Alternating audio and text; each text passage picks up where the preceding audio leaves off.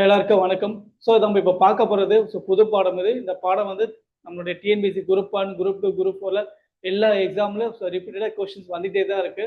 இது நம்ம எடுக்க போற இந்த பாடத்தோட தலைப்பு வந்து தமிழ்நாட்டில் விடுதலை போராட்டம். இந்த பாடம் வந்து 10ஆம் வகுப்பு புது புத்தகத்துல இருக்கு.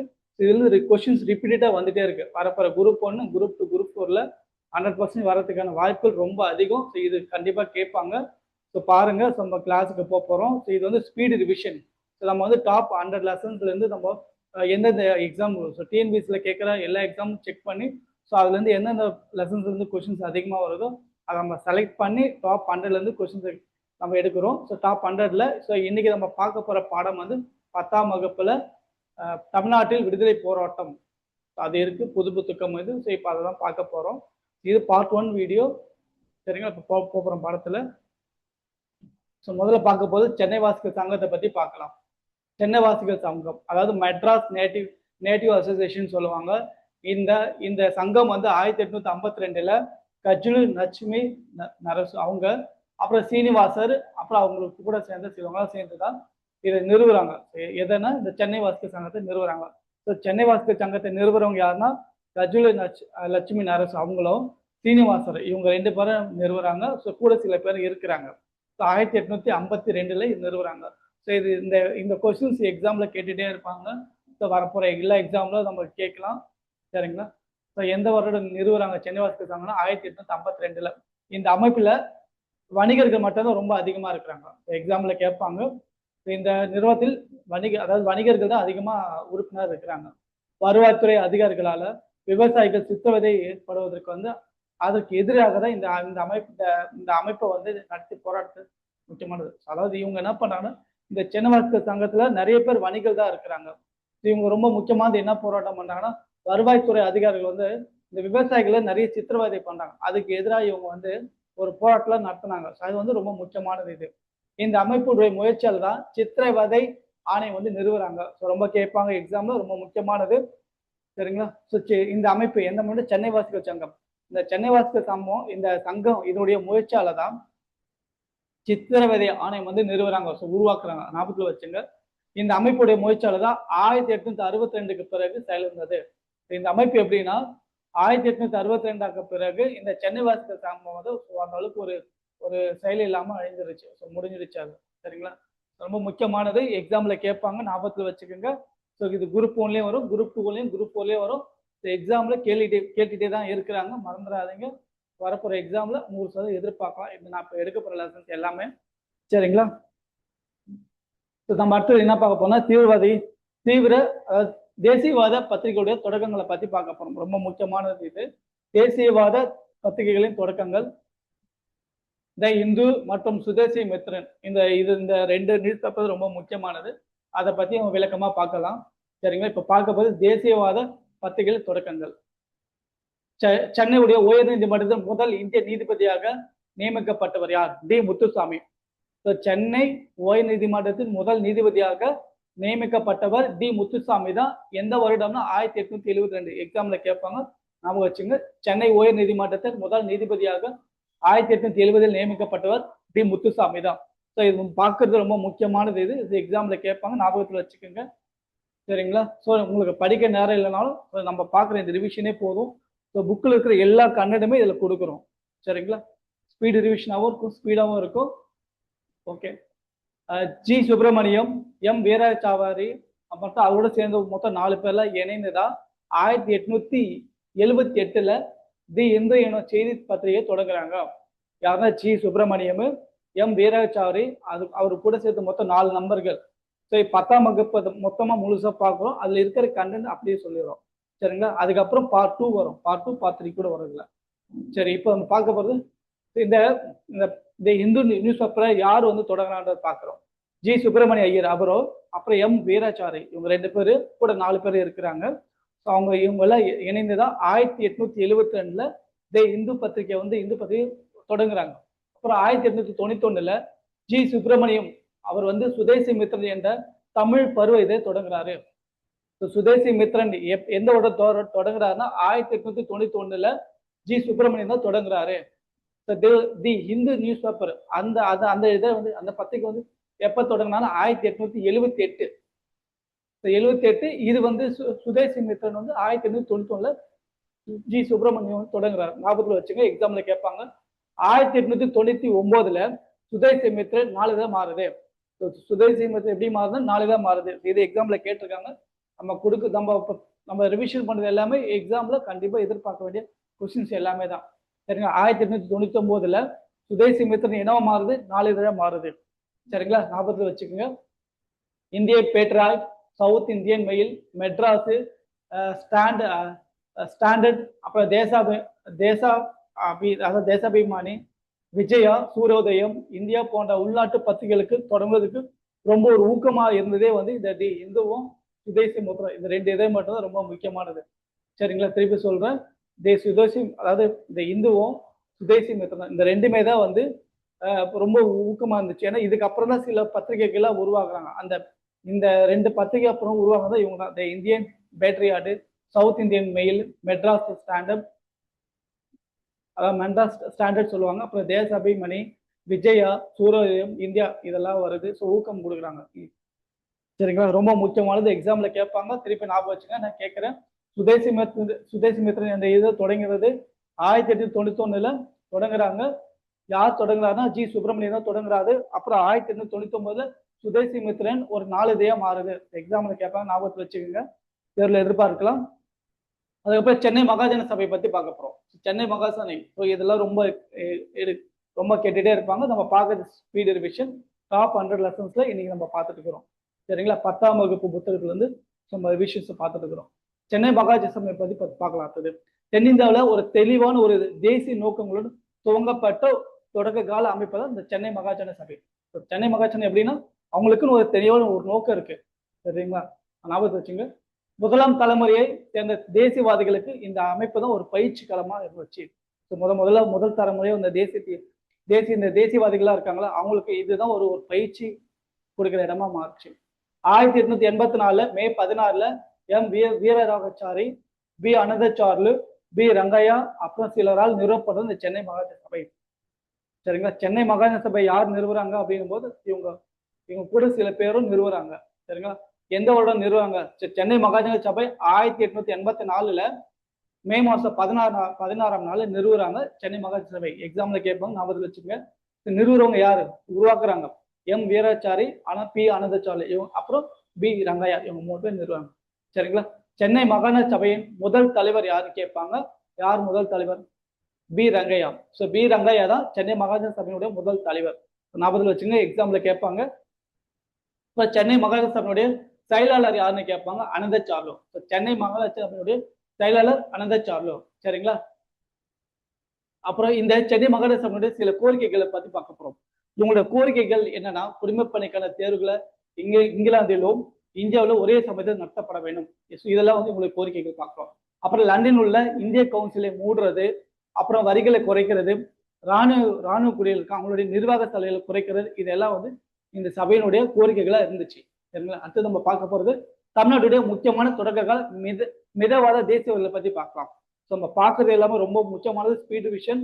நீங்க படிக்கலனாலும் இந்த வீடியோ நீங்க 2-3 வாட்டி நீங்க போட்டு பார்த்து கேட்கறது மூலமா உங்களுக்கு உங்களுக்கு மறக்க மாட்டீங்க. அதுவும் இல்லாம உங்களுக்கு சீக்கிரமா முடிஞ்சிடும். ஸோ புக்ல நிறைய லெசன், நிறைய பேஜஸா இருக்கும். சரிங்களா? தொடக்க கால தேசியவாதிகள் அரசமைப்பு வழிமுறைகளின் மீது நம்பிக்கை கொண்டிருந்தார்கள். ஸோ தொடக்க கால தேசியவாதிகள் எப்படி இருக்காங்கன்னா, அரசமைப்பை அந்த வழிமுறைகள் மூலமா ஒரு நம்பிக்கை இருக்கிறாங்க. எதுவாக இருந்தாலும் அரசமைப்பு மூலமா பண்ணலாம் அப்படின்றது தொடக்க காலம் இருக்காங்க. அப்புறம் தொடக்க கால தேசியவாதிகள் மிதவாதிகள் என்று அழைக்கப்படுறாங்க. இதனால இவங்களை எப்படி கூப்பிடுறாங்கன்னா, தொடக்க கால தேசியவாதிகள் மிதவாதிகள் என்று அழைக்கிறாங்க. அப்புறம் சென்னையை சேர்ந்த புகழ்பெற்ற தமிழ்நாட்டு மிதவாத தலைவர்களை பத்தி பார்க்க போறோம். யாரு? எக்ஸாம்ல கேட்பாங்க. அதாவது சென்னையை சேர்ந்த, அதாவது தமிழ்நாட்டு மிதவாத தலைவர்கள் யாராவது கேட்பாங்க எக்ஸாம்ல. ஞாபகம் வச்சுங்க. வி.எஸ். சீனிவாச சாஸ்திரி, பி.எஸ்.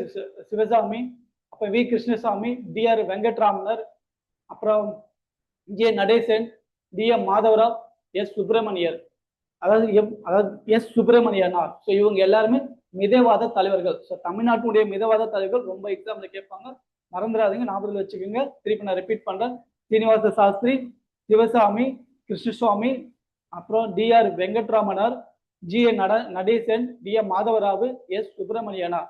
இவங்க எல்லாருமே தமிழ்நாட்டுடைய மிதவாத தலைவர்கள். ஸோ எக்ஸாம்ல கேட்பாங்க தேர்வுல, சரிங்களா, கேட்டிருக்காங்க இது எல்லாமே.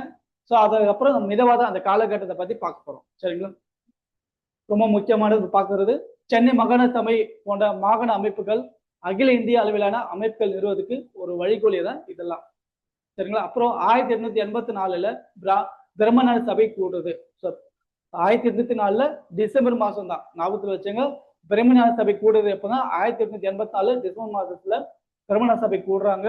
தாதாபாய் நௌரோஜி, கேடி தலாங்கு, சுரேந்திரநாத் பானர்ஜி, ஜி சுப்பிரமணியம், அப்புறம் பி ரங்கையா, பி அனந்தசார்லு போன இந்த கூடுதல் கலந்துக்கிறாங்க.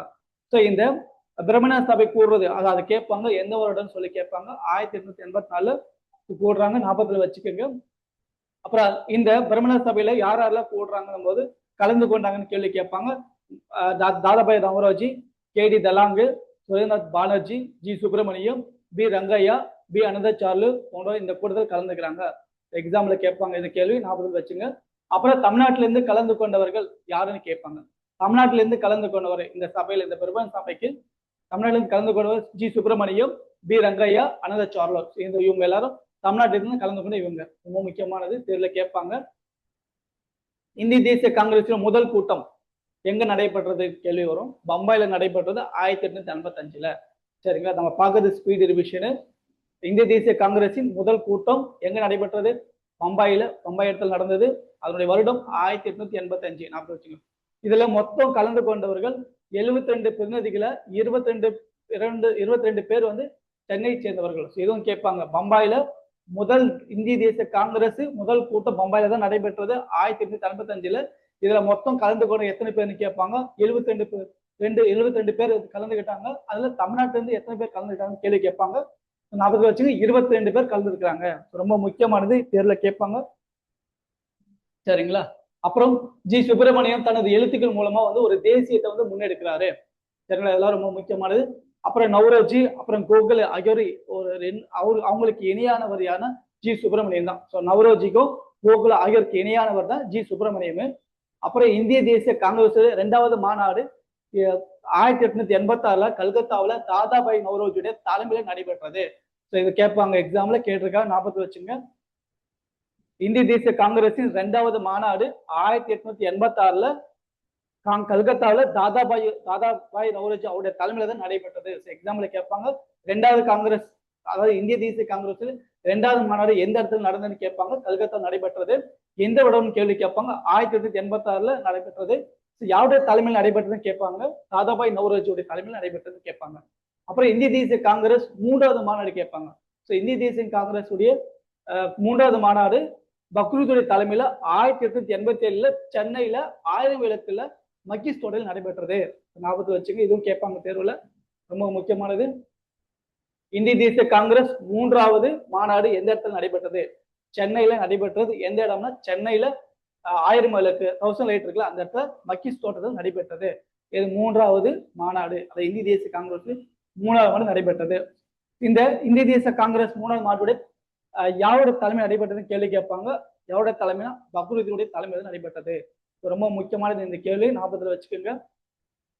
அதுக்கப்புறம் கலந்து கொண்ட 607 பேர் அகில இந்திய பிரதிநிதிகள். இந்த இந்திய தேசிய காங்கிரஸ்ல 3வது மாநாட்டுல சென்னையில நடைபெற்றது. இதுல மொத்தம் 607 பேர் அகில இந்திய பிரதிநிதிகள் இதை கலந்துக்கிறாங்க. இதுல 362 பிரதிநிதிகள் சென்னை மாகாணத்தை சேர்ந்தவர்கள். இந்த 3வது மாநாடு இந்திய தேசிய காங்கிரஸ் 3வது சென்னை நடக்கிறதுல அதுல மொத்தம் 607 பேர் வந்து கலந்துக்கிறாங்க. அதுல 362 பேர் சென்னையை சேர்ந்தவர்கள். ரொம்ப முக்கியமானது இது, நான் இப்போ சொன்னது ரொம்ப முக்கியமானது. சரி, இப்போ தமிழ்நாட்டுடைய சில எதிர்வினைகளை பத்தி பார்க்க போறோம், என்னென்ன நடந்தது அப்படின்னு. வாவு சிதம்பரனாரு, அப்புறம் சுப்பிரமணிய பாரதி, சுரேந்திரநாத் ஆர்யா ஆகியோர் வந்து தமிழ்நாட்டை சேர்ந்த சிறந்த தலைவர்கள். தமிழ்நாட்டை சேர்ந்த சிறந்த தலைவர் யாருன்னு கேட்பாங்க. வாவு சிதம்பரனாரு, அப்புறம் சர்க்கரையாரு, சுப்பிரமணிய பாரதி, சுரேந்திரநாத் ஆர்யா ஆகியோர் தமிழ்நாட்டை சேர்ந்த ஒரு சிறந்த தலைவர்கள். ஸோ இதெல்லாம் வந்து 10th 10ஆம் வகுப்பு புக்கில் இது எல்லாமே இருக்கு. நம்ம அதை தான் பார்த்துட்டு இருக்கோம். மக்களை திரட்டுவதற்காக முதலாக பயன்படுத்தப்பட்டது எந்த மொழினா தமிழ் தான். மக்களை திரட்டுவதற்காக முதலாக பயன்படுத்தப்பட்ட தமிழ் மொழி. ஸோ புக்கில் போட்டிருக்கு, ஞாபகத்தில் வச்சுக்கோங்க. அப்புறம் தீவிர தேசியவாத தலைவரானவர் யாருன்னா பிபி சந்திரபாலு. இவர் சென்னையில சுற்றுப்பயணம் மேற்கொண்டாரு. கேட்பாங்க, ரொம்ப முக்கியமானது. தீவிர தேசியவாதியான தலைவர் யாருன்னு கேட்பான், பிபி சந்திரபாலு. சென்னையில சுற்றுப்பயணம் மேற்கொண்டார் இவரு. சென்னையில் சுற்றுப்பயணம் மேற்கொண்ட தீவிர தேசியவாதி தலைவர் யாருன்னு கேள்வி கேட்பாங்க எக்ஸாம்ல. பிபி சந்திரபால் தான், ஞாபகத்தில் வச்சுங்க, ரொம்ப முக்கியமானவர் இவரு. கேள்வி இப்படிதான் கேட்பாங்க. அப்புறம் தூத்துக்குடியில வாவு சிதம்பரனால் தொடங்கப்பட்ட நிறுவனம் கேட்பாங்க. ஸோ தூத்துக்குடியில வாவு சிதம்பரம் அவர்கள் தொடங்கப்பட்ட நிறுவனத்தின் பெயர் என்னன்னா சுதேசி நீராவி கப்பல் நிறுவனம். இதுவும் எக்ஸாம்ல கேட்பாங்க, ஞாபகத்தில் வச்சுக்கோங்க. தூத்துக்குடியில வாவுசி அவர் தொடங்கப்பட்ட நிறுவனத்துடைய பெயர் தான் சுதேசி நீராவி கப்பல் நிறுவனம். குரூப் 4ல இது கண்டிப்பா இந்த கேள்வி எதிர்பார்க்கலாம், எக்ஸாம்ல கேட்டிருக்காங்க. சரிங்களா? அப்புறம் வாவு சிதம்பரம் இருக்காரு, இவரு கலியா லாவோ என்னும் 2 கப்பல்களை வாங்கி தூத்துக்குடிக்கும் கொழும்புக்கு இடையே ஓட்டுறாரு. ஸோ இது எக்ஸாம்ல கேட்டிருக்காங்க, எக்ஸாம்ல இதையும் கேட்பாங்க. வாவுசி இருக்கால, இவர் தான் தூத்துக்குடியில ஒரு நிறுவனத்தை தொடங்குறாரு. அந்த நிறுவனத்தின் பெயர் தான் சுதேசி நீராவி கப்பல் நிறுவனம். இது இந்த நிறுவனம் வந்து இவர் வந்து என்ன பண்றாருன்னா கலியா லாவோ 2 கப்பல்களை வாங்கி அதை வந்து எந்த எந்த இடத்துக்கு இவர் ஓட்டுறான்னு கேட்பாங்க. தூத்துக்குடிக்கும் கொழும்புக்கு இடையே தான் இது வந்து இந்த கப்பலை வாங்கி ஓட்டி இருக்கிறாரு இவரு. சரிங்களா? ரொம்ப முக்கியமானது இது. ஐரோப்பிய கம்பெனியுடைய முறையற்ற கழுத்தறுப்பு போட்டியை, அதாவது ஐரோப்பிய கம்பெனி இருக்குல்ல, அவங்க வந்து ஒரு முறையற்ற ஒரு கழுத்தறுப்பு போட்டினாலும் அரசாங்கத்துடைய ஒருதலைபட்சமான போக்கினாலும் இந்த வாவுசி இருக்கால அவருடைய முயற்சிகள் தோல்வியில் முடிகிறது. இவங்க ரொம்ப பண்றாங்க. சரிங்களா? ஸோ இவர் வந்து ஆங்கிலேயர்களை இந்த ஐரோப்பியர்கள் வந்து இவங்களுக்கு சப்போர்ட் பண்ணல, நிறைய பிரச்சனைகள்லாம் கொடுக்குறாங்க. யாருக்கு வாவுசி அவர் கொடுக்குறாங்க. அதனால வந்து இந்த கப்பல் இதெல்லாம் வந்து அந்த முயற்சிகள் எல்லாமே ஒரு தோல்வியில முடிகிறது காலத்துல. சரிங்களா? வாவுசி அத்தாச்சு. அப்புறம் திருநெல்வேலி எழுச்சியை பத்தி பார்க்க போறோம். திருநெல்வேலி எழுச்சி. திருநெல்வேலியிலும் தூத்துக்குடியில வந்து ஒரு நூற்பாலையை தொழிற்சாலையை அணி திரட்டுவதை வாவுசி சுப்பிரமணிய சிவாவுடைய 2 பேர் இணைந்து பண்றாங்க. திருநெல்வேலியில தூத்துக்குடியில அந்த நூற்பாலை தொழிலாளர்களை வந்து ஒரு அணியா திரட்டுறாங்க. அந்த அணி திரட்டுறதுக்கு வாவுசி இருக்காரு, இவரு சுப்பிரமணிய சிவாவுடன் இணைந்து ஒரு செயல்படுறாரு. சரிங்களா? அப்புறம் 1908ல இந்த கேள்வி கேட்ப ஞாபகம் வச்சுங்க. நூற்பாலை தூத்துக்குடி திருநெல்வேலியில தூத்துக்குடி நூற்பாலை தொழிலாளர்கள் அணித்துள்ள யார் இணைந்து செயல்பட்டாங்க போது வாவுசியும் சுப்பிரமணிய சிவாவும் இணைந்து செயல்பட்டாங்க. சரிங்களா? எக்ஸாம்ல கேட்பாங்க, ஞாபகம் வச்சுங்க. அப்புறம் 1908ல ஐரோப்பியருக்கு சொந்தமான ஓரல் நூற்பாலையில நடைபெற்ற வேலை நிறுத்தத்துக்கு தலைமை ஏற்றவர் கேட்பாங்க. 1908ல ஐரோப்பியருக்கு சொந்தமான ஓரல் நூற்பாலையில நடைபெற்ற வேலை நிறுத்தத்துக்கு தலைமை ஏற்றவர் எக்ஸாம்ல கேட்பாங்க, ஞாபகத்தில் வச்சுக்கோங்க, சுப்பிரமணிய சிவா. சரிங்களா? எக்ஸாம்ல கேட்பாங்க இவரையும். வாவுசி சுப்பிரமணிய சிவாவும் அரசு துரோக குற்றம் சாட்டப்பட்டு ஒரு கடுங்காவல் தண்டனை விதிக்கப்படுறாங்க. ஞாபகத்தில் வச்சுக்க, இதை கேட்பாங்க. அரசு துரோக குற்றச்சாட்டு அது பண்றது மூலமா கடுங்காவல தண்டனை விதிக்கப்பட்டு என்ன பண்றாங்க, கடுங்காவல் தண்டனை வந்து விதிக்கிறாங்க. ஞாபகம் வச்சுங்க, வாவுசிக்கும் சுப்பிரமணிய சிவாக்கும். இதை எக்ஸாம்ல கேட்பாங்க. எப்படி கேட்பாங்கன்னா அரசு துரோக குற்றச்சாட்டப்பட்டவர்கள் கடுங்காவல் கொடுக்கப்படுகிறான்னு கேட்பாங்க. வாவுசிக்கும் சுப்பிரமணிய சிவாக்கும் எக்ஸாம்ல கேட்பாங்க, ஞாபகம் வச்சுங்க. இதனாலதான் இந்த செயல்பாடு மூலமா தான் திருநெல்வேலியில ஒரு கழகமே ஏற்படுறது. யாரு இவங்க 2 பேரே துரோகம், அரசு துரோகம் குற்றச்சாட்டு பண்றாங்க. அது மூலமா தான் திருநெல்வேலியில ஒரு கழகமே உருவாகுது. சிறையில வாவுசி வந்து ஒரு கடுமையாக வந்து தாக்கப்பட்டு செக் இழுக்கிறாங்க. ஸோ இவரை வச்சு செக் இழுக்கிறாங்க ஐரோப்பியர்கள். திருநெல்வேலியில ஒரு கழகம் வந்து திருநெல்வேலி கழகம் வந்து கைது செய்யப்பட்டவர்கள். ஸோ இப்போ இதன் மூலமா வந்து ஒரு கழகம் உருவாகுது. அந்த கழகத்துக்கு பேர் தான் வந்து திருநெல்வேலி கழகம் அப்படின்னு சொல்லுவாங்க. இந்த திருநெல்வேலி கழகம் இது மூலமா கைது செய்யப்பட்டவர்கள் யாரான்னு கேட்பாங்க. ஜி சுப்பிரமணியர், சுரேந்திர ஆர்யா, சுப்பிரமணிய பாரதி, இவங்க எல்லாருமே கைது செய்யப்படுறாங்க. பாரதியுடைய முன்னுதாரணத்தை, அதாவது பாரதியுடைய முன் உதாரணத்தை பின்பற்றிய தேசியவாதிகள் யாருன்னு கேள்வி கேட்பாங்க. அரவிந்த கோஷ், அப்ப பிபி சுப்பிரமணியா, இவங்க எல்லாருமே. சரிங்களா? சரி, ஞாபகத்தில் வச்சுங்க, நான் திருப்பி சொல்றேன். திருநெல்வேலி கழகம். இந்த திருநெல்வேலி கழகம் கைது செய்யப்பட்டவர் யாரான்னு கேள்வி கேட்பாங்க. ஜி சுப்பிரமணியர், சுரேந்திர ஆர்யா, இவங்க, அதுக்கப்புறம் சுப்பிரமணிய பாரதி, இவங்க 3 பேர் கைது செய்யறாங்க. சரிங்களா? சோ நம்ம அடுத்தது பார்க்க போறது பாரதியார் இவருடைய முன்னுரிமத்தை பின்பற்றிய தேசியவாதிகள் யாருன்னு கேட்பாங்க. 2 பேரு, அரவிந்த கோஷம், பிவி சுப்பிரமணியன், இவங்க தான். சரிங்களா? சரி, இப்போ அடுத்தது தமிழ்நாட்டுல புரட்சிகர அதாவது புரட்சிகர தேசியவாதிகளோட செயல்பாடுகளை பத்தி பார்க்க போறோம். இது ரொம்ப முக்கியமானது. தமிழ்நாட்டில் புரட்சிகர தேசியவாதிகளின் செயல்பாடுகள். புரட்சிகர தேசியவாதிகளுக்கு பாண்டிச்சேரி வந்து ஒரு பாதுகாப்பான ஒரு புகையிடமா இருக்கு. புரட்சிகர தேசியவாதிகளுக்கு எக்ஸாம்ல கேட்பாங்க. புரட்சிகர தேசியவாதிகளுக்கு பாண்டிச்சேரி தான் ரொம்ப பாதுகாப்பான இடமாக இருந்தது. சரிங்களா? தமிழ்நாட்டை சேர்ந்த புரட்சிகர தேசியவாதிகள் பலருக்கு ஒரு புரட்சிகர நடவடிக்கைகள் குறித்து ஒரு அறிமுக பயிற்சியும் லண்டன்ல லண்டன்ல இருந்த இந்தியா ஹவுஸ் இருக்கு, அது அந்த இந்த இடத்துலயும் அப்புறம் பாரிஸ்ல வழங்கப்பட்டது. அதாவது தமிழ்நாடு சேர்ந்த, அதாவது இந்த புரட்சிகர தேசியவாதிகளா இருக்காங்களா இவங்களுக்குலாம் இந்த ஒரு பயிற்சி செய்யறதுக்கான ஒரு சில பயிற்சிகளை கொடுப்பாங்க. அந்த பயிற்சி செய்யற இடம் எங்க இருக்குன்னா லண்டனில் இந்தியா ஹவுஸ், அப்புறம் பாரிஸ்ல வழங்கப்பட்டுச்சு இந்த பயிற்சிகள், இந்த புரட்சிகர தேசியவாதிகள் பயிற்சிகள். இது கேட்பாங்க எக்ஸாம்ல. இந்த புரட்சிகர தேசியவாதிகள் பயிற்சி கொடுக்கப்பட்ட இடம் எங்கன்னு கேட்பாங்க, ஞாபகத்தில் வச்சுங்க. அப்புறம் இந்த இதுல பயிற்சி பெற்றவர்கள முக்கியமானவர்கள் யாரா இருந்தது, எம்பிடி ஆச்சாரியா, வி சுப்பிரமணியனார், டிஎஸ் ராஜன், இவங்க எல்லாருமே இந்த இந்தியா ஹவுஸ்லயும் அப்புறம் அந்த பாரிஸ் வழங்கப்பட்ட இதுலயும் வந்து பயிற்சிகளை பெற்றிருக்காங்க. இது எக்ஸாம்ல கேட்பாங்க, ஞாபகத்தில் வச்சுக்கோங்க. அப்புறம் புரட்சிவாத செய்திகளான இந்தியா, அதாவது இந்த புரட்சிவாத செய்திகள் சொல்லுவாங்களா, அதுல வந்து இந்தியா, விஜயா, சூரியோதயம் ஆகிய வந்து பாண்டிச்சேரியிலிருந்து வெளியாகுது. இந்தியாவும் விஜயாவும் அப்புறம் சூரியோதயம் இந்த செய்தித்தாள்கள் எல்லாமே பாண்டிச்சேரியில இருந்து வெளியிட்டுறது. இது எக்ஸாம்ல கேட்பாங்க. இந்த செய்தித்தாள்கள் எந்த இடத்துல வெளியானது, இந்தியா, விஜயா, சூரியோதயம் பாண்டிச்சேரியில் வெளியிடப்பட்டது. 1910 அரவிந்த கோஷி, வி சுப்பிரமணியனார் ஆகியோர் வந்து வருகைக்கு பின்னர் பாண்டிச்சேரியில புரட்சிகர நடவடிக்கைகள் தீவிரமடைந்தது. ஸோ பாண்டிச்சேரியில என்ன பண்றாங்கன்னா 1910 என்ன பண்றாங்கன்னா இவங்க அரவிந்த் கோஷும் வி சுப்பிரமணியர் இவங்க 2 பேரும் வராங்க, பாண்டிச்சேரிக்கு வராங்க 1910. இவங்க வந்ததுக்கு அப்புறம் பாண்டிச்சேரியில இன்னும் புரட்சிகர அந்த தீவிரவாத நடவடிக்கைகள் இன்னும் ரொம்ப அதிகமாகுது. இதெல்லாம் எக்ஸாம்ல கேட்பாங்க, ஞாபகத்தை வச்சுங்க. சரி, நம்ம அடுத்து பார்க்க போது ஆஷ் கொலையை பத்தி பார்க்க போறோம்.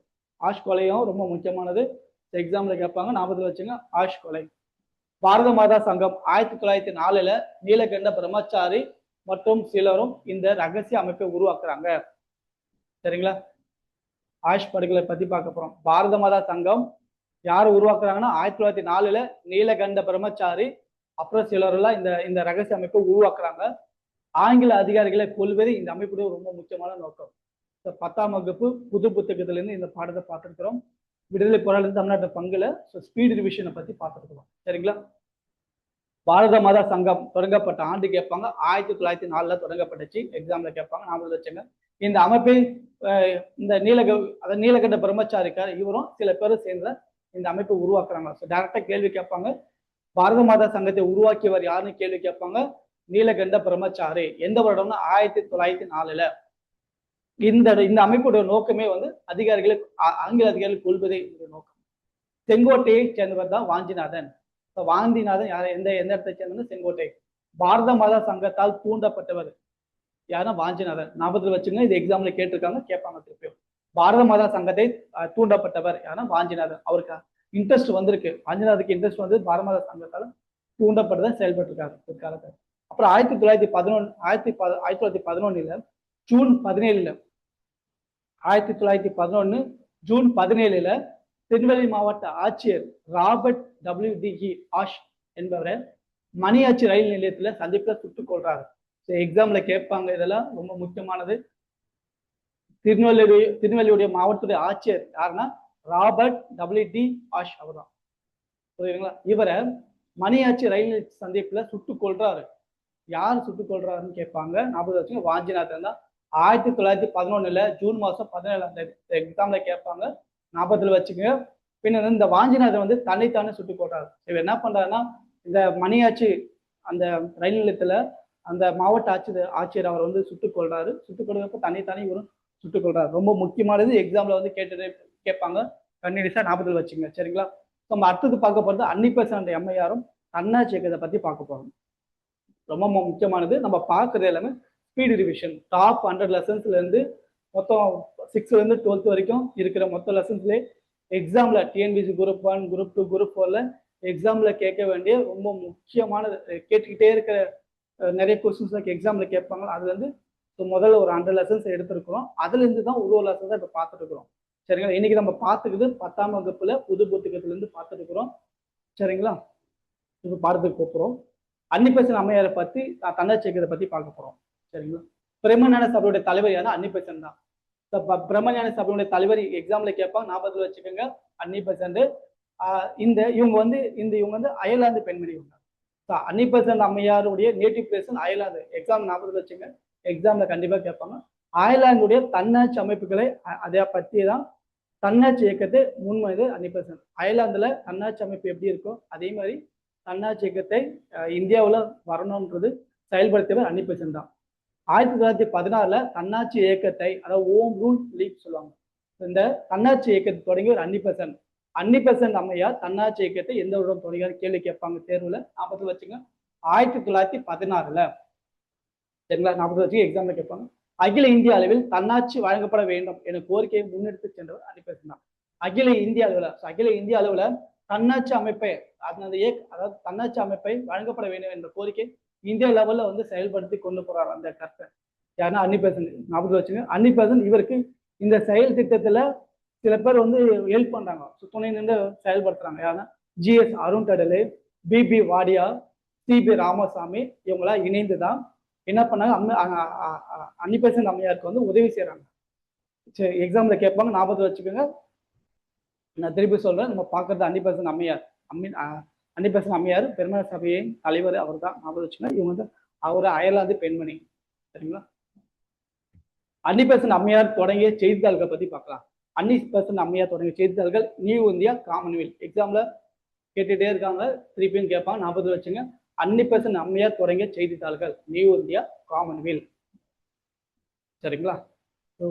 இந்தியா, நியூ இந்தியா, காமன்வெல்த் என்ற ரெண்டு செய்தித்தாள்களையும் தொடங்கியவர் யார் என்ற கேள்வி கேட்பாங்க. சொல்லுங்க, யாரு? அன்னி பெசன்ட் அம்மையார். அதிநவீன வசதிகளுடன் கூடிய ரயிலில் அருமையாக இருப்பதை விட ஒரு சுதந்திரமான கூடிய மாட்டு வண்டியை சிறந்து என்று கூறியவர் கேட்பாங்க தேர்வுல. ஞாபகத்தில் வச்சுங்க, அன்னி பெசன்ட் அம்மையார் தான் சொல்லியிருக்காங்க. ரொம்ப எப்படின்னா, ரொம்ப அதி வசதியான வசதியோடு கூடிய ரயில்ல அடிமையா வந்து இருக்கிறத விட ஒரு சுதந்திரமா ஒரு மாடு மாதிரி இருக்கலாம், மாட்டு வண்டியை சிறந்த அப்படின்னு சொல்லியிருக்காங்க. அடுத்தது 1910 பத்திரிகை சட்டத்தின்படி அன்னி பெசன்ட் பிணைத்தொகையா வந்து ஒரு பெருமளவு படத்தை செலுத்துறாங்க அப்படின்னு சொல்லி அறிவுறுத்தாங்க. 1910 அந்த பத்திரிகை சட்டம் வருது. அந்த பத்திரிகை சட்டத்தின்படி வந்து அன்னி பெசன்ட் அம்மையார் வந்து ரொம்ப அதிகமான ஒரு பிணைத்தொகை வந்து செலுத்தணும்னு சொல்லிட்டு ரொம்ப ப்ரெஷர் பண்றாங்க, நீங்க பே பண்ணணும் அப்படின்னு சொல்லிட்டு. சரிங்களா? அப்புறம் அன்னி பெசன்ட் அம்மையார் அவங்க எழுதிய புத்தகங்களை பத்தி பார்க்க போறோம். இது எக்ஸாம்ல கேட்பாங்க, ஞாபகத்தில் வச்சுங்க, எதிர்பார்க்கலாம் திருப்பியும். விடுதலை பெற இந்தியா எப்படி துயர் ஊட்டுறது, விடுதலைக்காக இந்தியா எப்படி வந்து ரொம்ப துயர் ஊட்டுறாங்க அதை பத்தியும், அப்புறம் இந்தியா ஒரு தேசம், இந்த ரெண்டு நூலையும் இந்த ரெண்டு புத்தகத்தையும் எழுதியவர் அன்னி பெசன்ட் அம்மையார் தான். அவங்க எழுதியிருக்காங்க, ஞாபகம் வச்சுங்க. சரிங்களா? சுயாட்சி குறித்த துண்டு பிரசாத்தை எழுதினார். இவங்க எப்படின்னா அன்னி பெசன்ட் அம்மையார் தான். ஞாபகம் வச்சுங்க, சுயாட்சி குறித்த துண்டு பிரசாதத்தை அதாவது பின்னோடி சொல்லலாம், அப்புறம் எழுதினாங்க. 1917 நடைபெற்ற காங்கிரஸ் மாநாட்டுக்கு தலைவராக தேர்வு செய்யப்பட்டவர் அன்னி பெசன்ட் தான். எக்ஸாம்ல கேட்பாங்க, இதையும் ஞாபகம் வச்சுக்கணும். காங்கிரஸ் மாநாட்டிற்கு தலைவராக தேர்வு செய்யப்பட்டவர் 1917 யாருன்னு கேட்பாங்க, அன்னி பெசன்ட் அம்மையார் தான். ரொம்ப முக்கியமான இது கேட்பாங்க. சரிங்களா? தன்னாட்சி இயக்கத்துல உறுப்பினர் ஆவார் பிபி வாடியா. தொழிற்சங்கங்களை உருவாக்கி தொழிலாளர் வர்க்கத்தை அணித்திட்டுல ஒரு முக்கிய பங்காற்றிய பிபி வாடியா தான். நம்ம பார்க்கறது எல்லாமே ரொம்ப முக்கியமான லெசன் இது.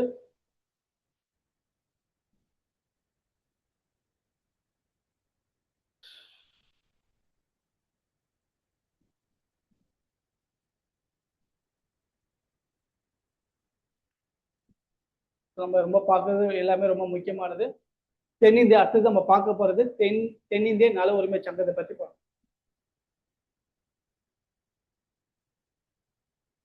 தென்னிந்திய நல உரிமை சங்கத்தை பத்தி பார்க்க போறோம். சரிங்களா? தென்னிந்திய நல உரிமை சங்கம்.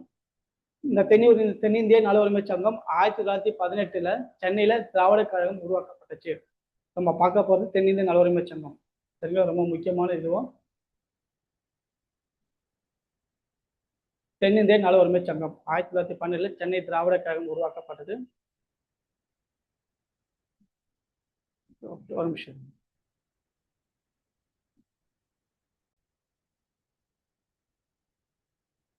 சரி, ஓகே. நம்ம இப்போ திருப்பி நான் சொல்றேன், இந்த பாடம் வந்து ரொம்ப முக்கியமான பாடம். இது தமிழ்நாட்டில் விடுதலை போராட்டத்தை பத்தி பார்த்துட்டு இருக்கிறோம். 10ஆம் வகுப்பு பொது புத்தகம். சரிங்களா? இப்போ அடுத்த டாபிக் என்ன பார்க்கணும், தென்னிந்திய நல உரிமை சங்கத்தை பத்தி பார்க்கணும். தென்னிந்திய நல உரிமை சங்கம். 1912 சென்னை திராவிட கழகம் உருவாக்கப்பட்டது. இந்த சென்னை திராவிட கழகம் எப்போ உருவாக்கப்பட்டதுன்னு கேட்பாங்க, எக்ஸாம்ல கேட்டிருக்காங்க.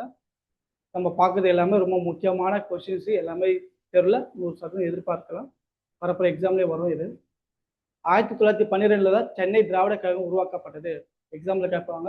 மெட்ராஸ் திராவிடன் அசோசியேஷன் எப்போ உருவாக்கப்பட்டது? 1912. ஸோ இதனுடைய செயலாளர், இந்த தென்னிந்திய நல உரிமை சங்கம் இருக்குல்ல, இதனுடைய செயலாளர் யாருன்னு கேட்பாங்க. சி நடேசனார் தான். இது ரொம்ப முக்கியமானது. சி நடேசனார். 1916க்கு பின், அதாவது 1916 ஜூன்ல பிராமணர் அல்லாத மாணவர்களுக்காக திராவிட சங்கம், அதாவது திராவிட சங்க தங்கும் விடுதியை நிறுவினார். இது யாருன்னு கேட்பாங்க, நடேசனார் தான். ஸோ நடேசனார் என்ன பண்ணாருன்னா, பிராமணர்ல இல்லாதவங்களுக்கு என்ன பண்ணாரு, ஒரு தங்குற திராவிட சங்க தங்க விடுதியை உருவாக்குறார். அது பேரு அதுதான். அவ்வளோ சின்ன எக்ஸாம்ல கேட்பாங்க. இந்த திராவிட சங்க தங்கும் விடுதியை நிறுவியவர் சி நடேசனார். அவர் தான். ஸோ ஜூன் மாதத்துல 1916 தான் உருவாக்குறார். ஞாபகம் வச்சுங்க, எக்ஸாம்ல கேட்பாங்க, தேர்வுல எதிர்பார்க்கலாம். சரிங்களா?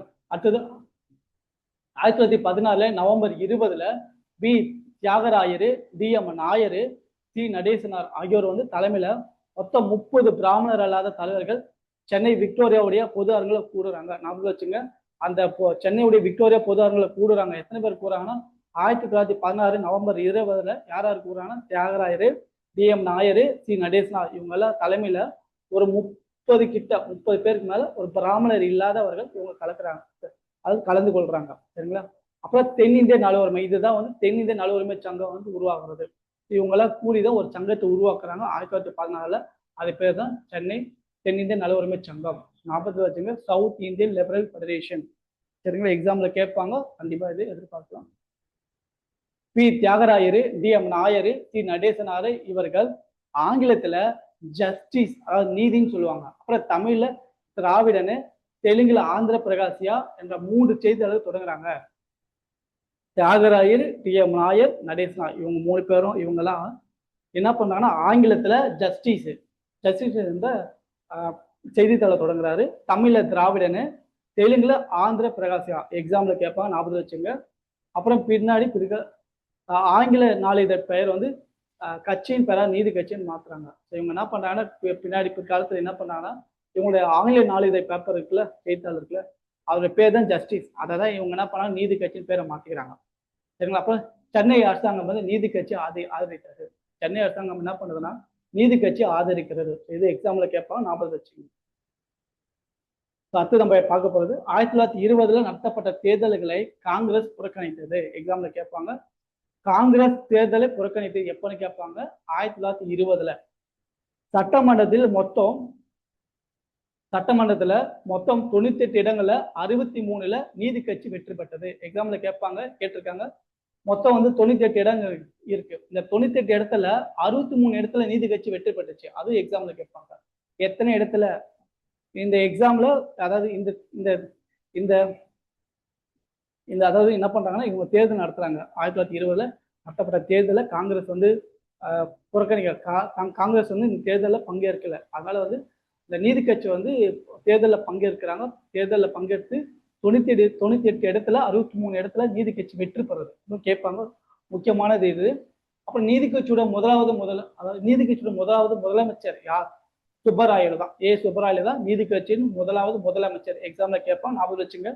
1923 நடந்த தேர்தலுக்கு பின்னாடி நீதி கட்சியை சேர்ந்த பனகல் அரசை தான் அமைச்சர் அமைக்கிறாரு. எப்ப நடக்குதுன்னு திருப்பி பார்ப்போம். 1923 தான் ஒரு நடந்த அந்த தேர்தலுக்கு பிறகு நீதி கட்சியை சேர்ந்தோட இந்த பனகல் அரசு இவர் தான் அமைச்சரை அமைக்கிறாரு. இதுவே எக்ஸாம்ல கேட்பாங்க, ஞாபகம் வச்சுங்க. அதுக்கப்புறம் நீதி கட்சி அறிமுகப்படுத்தியது பத்தி பார்க்க போறோம். நீதி கட்சி இருக்கு. இந்த நீதி கட்சி என்னென்ன அறிமுகப்படுத்தியது பத்தி பார்க்கலாம். உள்ளாட்சி துறையிலும் கல்வி நிலையங்களும் வேலை வாய்ப்புல ஒரு இடஒதுக்கீடு உருவாக்குறாங்க. சரிங்களா? அப்புறம் பணியாளர் தேர்வுக்குழு வந்து நிறுவப்பட்டது. இது பின்னாடி வந்து பொது பணியாளர் தேர்வன் அப்படின்னு மாறுது. ஞாபகம் வச்சுங்க, நீதி கட்சி அறிமுகப்படுத்திய திட்டங்கள் செயல்படுகிறது இது எல்லாமே. சரிங்களா? அப்புறம் இந்து சமய அறநிலைத்துறை சட்டம் ஏற்றுறாங்க. சென்னை அரசு தொழில் உதவி சட்டம் ஏற்றது. தேவதாசி முறை ஒழிக்கப்பட்டது.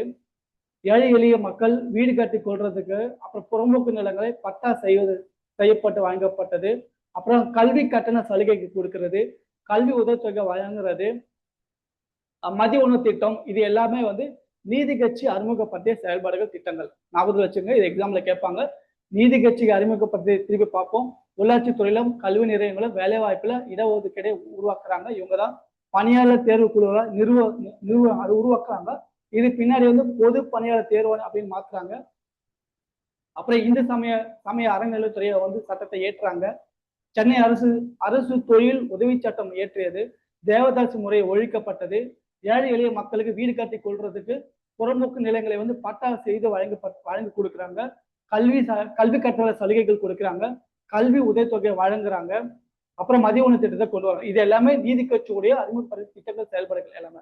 சரிங்களா? நம்ம அடுத்து நம்ம பார்க்க போறது ரவுலட் சட்டத்தை பத்தி பார்க்க போறோம். ரவுலட் சட்டம் 1918, அதாவது ஆங்கில அரசு 1919 ஒரு கொடூரமான குழப்பவாத புரட்சி, அதாவது என்ன சொல்லுவாங்கன்னா,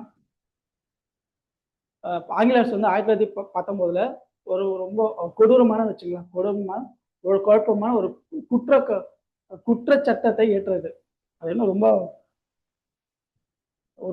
இது ரொம்ப ஒரு குழப்பமான ஒரு புரட்சி. பேரு ஆங்கில அரசு 1919 ஒரு கொடூரமான ஒரு குழப்பவாத புரட்சின்னு சொல்லுவாங்க. அந்த குழப்பவாத புரட்சிக்கு என்ன பண்ணாங்கன்னா ஒரு குற்ற சட்டத்தை ஏற்றுறாங்க. இந்த சட்டத்தை பரிந்துரை செய்த குழுவின் தலைவர் யாருன்னு கேட்பாங்க. ஞாபகத்தில் வச்சுக்கோங்க, ஆங்கில அரசு ஒரு குழப்பமான ஒரு ஒரு புரட்சி ஒரு குழு உருவாக்குறாங்க. அந்த குற்றச்சட்டத்தை ஏற்றுறாங்க. இந்த சட்டத்தை பரிந்துரை செய்த அந்த குழுவுடைய தலைவர் யாருன்னு கேட்பாங்க. சர் சிட்னி ரவுலட், இவர் தான். இந்த சட்டமே தான் ரவுலட் சட்டம் என்று அழைக்கப்படுறது. அப்படி வச்சுங்க.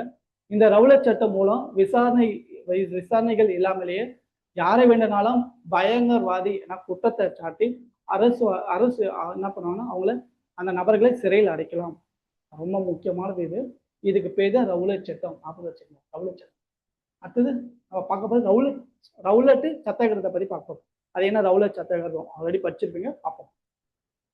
ரவுலட் சத்தியாகிரகம் 1919 மார்ச் 18 மெரினா கடற்கரை இருக்குல்ல, அதுல நடைபெற்ற அந்த கூட்டத்துல காந்தியடிகள் உரையாற்றுறாங்க. எக்ஸாம்ல கேட்டிருக்காங்க, திருப்பி ஞாபகத்தில் வச்சுக்கோங்க. 1919 மார்ச் 18 அதுல மெரினா கடற்கரையில நடைபெற்ற அந்த கூட்டம் நடக்கிறது. அந்த கூட்டத்தில் காந்தி வந்து உரையாற்றார், கலந்து கொண்டு உரையாற்றார். எக்ஸாம்ல கேட்பாங்க, ஞாபகம் வச்சுங்க. காந்தியடிகள் சென்னை மெரினாவில் நடைபெற்ற அந்த கூட்டத்துல கலந்துக்கிட்டு உரையாற்றுறாரு. எந்த வருடம் கேட்பாங்க? 1919 மார்ச் 18 அப்படி வச்சுங்க. அப்புறம் 1919 ஏப்ரல் 6 கருப்பு சட்டத்தை எதிர்க்கும் அந்த நோக்கில கடையடைப்பு வேலை நிறுத்தங்களை நடத்துறாங்க. அந்த கருப்பு சட்டம் எதுனா ரவுலட் சட்டத்தை தான். சரிங்களா? அப்புறம் இது கேட்பாங்க, கருப்பு சட்டத்தை எதிர்த்து நோக்கில் கடையெடுப்பும் வேலை நிறுத்தமும் எந்த வருடம் நடைபெற்றதுன்னு கேள்வி கேட்பாங்க. 1919 ஏப்ரல் 6 ஞாபகத்தில் வச்சுக்கோங்க. அப்புறம் சென்னையில சத்தியாகிரக சபை என்ற ஒரு அமைப்பு நிறுவப்பட்டது. பிற்காலத்தில் என்ன பண்ணாங்க, சென்னையில சத்தியாகிரக சபை என்ற அமைப்பு நிறுவப்பட்டது. நம்ம பார்க்கறது எல்லாமே ஸ்பீடு ரிவிஷன் தான், ரொம்ப வேகமா பார்த்துட்டு இருக்கிறோம். சரிங்களா? படிக்க நேரம் இல்லைன்னா கூட இந்த வீடியோ நீங்க 1-2-3 வாட்டி நீங்க போட்டு பார்த்தீங்கன்னா உங்களுக்கு அந்த பாயிண்ட் எல்லாமே ஞாபகத்துல இருக்கும். நம்ம பார்க்கறது எல்லாமே ரொம்ப முக்கியமானது. எந்த லைனை விடாம ஸ்கூல் புக்ல இருந்து மொத்தமா பார்த்துட்டு போறோம். ஸ்பீடு ரிவிஷன் இது. சரியா? சரி, அடுத்து நம்ம பார்க்க போது ஜார்ஜ் ஜோசப் பத்தி பார்க்க போறோம். George Joseph. சரி, இப்போ இந்த வீடியோ நம்ம பார்க்கறதுக்கு இந்த ஸ்பீடு ரிவிஷன் எல்லாமே நம்மளுடைய ஸ்டூடெண்ட், நம்ம ரைட் ஐஎஸ் அகாடமியில படிக்கிற ஸ்டூடெண்ட்டுக்கும் ஆப்லயே வந்துடும். அதே மாதிரி யூடியூப்ல பார்க்குற ஸ்டூடெண்ட்டுக்கும் இந்த வீடியோவை பார்த்துக்கலாம். சரிங்களா? ஆப் ஸ்டூடெண்ட்டும் இந்த வீடியோ சப்ஸ்கிரைப் பண்ணிக்கோங்க. யூடியூப்ல பார்க்குற ஸ்டூடெண்ட்டா இந்த வீடியோ சப்ஸ்கிரைப் பண்ணிக்கோங்க. மொத்தம் இதே மாதிரி கிட்டத்தட்ட 100 லெசன் கிட்ட நம்ம ஒரு வீடியோவை பார்த்துட்டு இருக்க போறோம். சரிங்களா? ஸ்பீடு ரிவிஷன்ல. சரி, இப்போ நம்ம பார்க்க போறது ஜார்ஜ் ஜோசப். வழக்கறிஞர் மற்றும் சொற்பொழிவாற்றவர், அதாவது பேசுறவர், அந்த திறமையில இவருக்கு இருக்கு. மதுரையில ஒரு தன்னாட்சி இயக்கத்தை ஏற்படுத்தியவர். இது கேட்பாங்க, எக்ஸாம்ல கேட்டிருக்காங்க. ரொம்ப முக்கியமான இவர். ஜார்ஜ் ஜோசப் ஒரு வழக்கறிஞர், ஒரு பேச்சு திறமை உடையவர், அதாவது சொற்பொழிவாற்றவர் அப்படின்னு சொல்லுவாங்க.